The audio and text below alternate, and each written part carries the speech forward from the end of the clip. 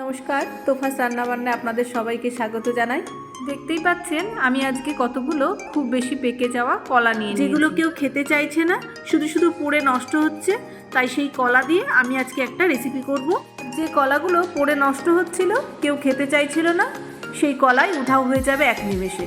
এই কলাগুলো দিয়ে ঘরে থাকা খুব সাধারণ উপকরণ, যেগুলো আমাদের সবসময়ই ঘরে পাওয়া যায়, সেই রকম কিছু জিনিস দিয়ে তৈরি করে নেব কলার বড়া। কলাগুলো সব ছাড়িয়ে নিয়েছি আর হাত দিয়ে খুব ভালো করে চটকিয়ে মেখে নিচ্ছি।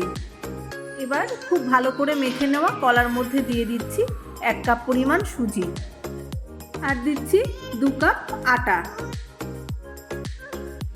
এবার দিয়ে দিচ্ছি পরিমাণ মতো আখের গুড়। মিষ্টিটা আপনারা আপনাদের স্বাদ অনুযায়ী দিয়ে নেবেন।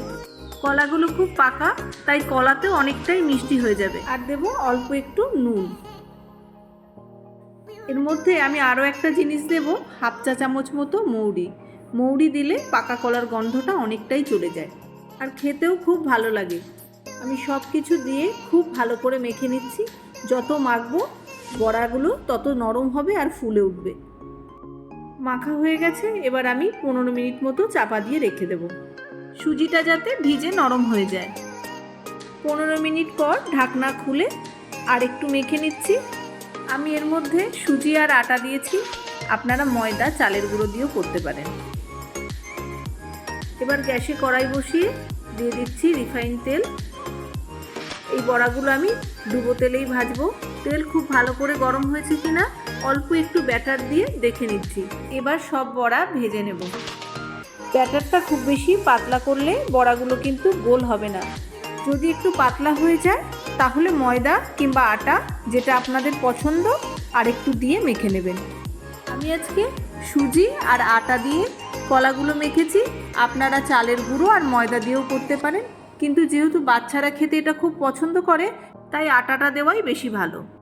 এক পিঠ ভাজা হয়ে এসছে, এবার একে একে সব উল্টিয়ে দিচ্ছি। ভাজা হয়ে গেছে, কালারটাও খুব সুন্দর লাল হয়ে গেছে। এবার আমি তুলে নিচ্ছি। তেল থেকে তুলে নেওয়ার পর একটা টিস্যু পেপারের উপরে রেখে দিচ্ছি, যাতে এক্সট্রা তেল কিছুটা সোপ করে নেয়। এই কলার বড়া ভেজে অনেক পুজোতে ঠাকুরকেও দেওয়া যায়। আপনারাও বাড়িতে তৈরি করুন। যারা কলা একদম পছন্দ করে না খেতে, তারাও খাবে। আমার রেসিপি যদি আপনাদের ভালো লেগে থাকে তাহলে অবশ্যই লাইক, কমেন্ট ও শেয়ার করুন। আর প্লিজ আমার চ্যানেলটি সাবস্ক্রাইব করে নেবেন। দেখা হবে খুব শীঘ্রই নতুন রেসিপি নিয়ে। সবাই ভালো থাকবেন।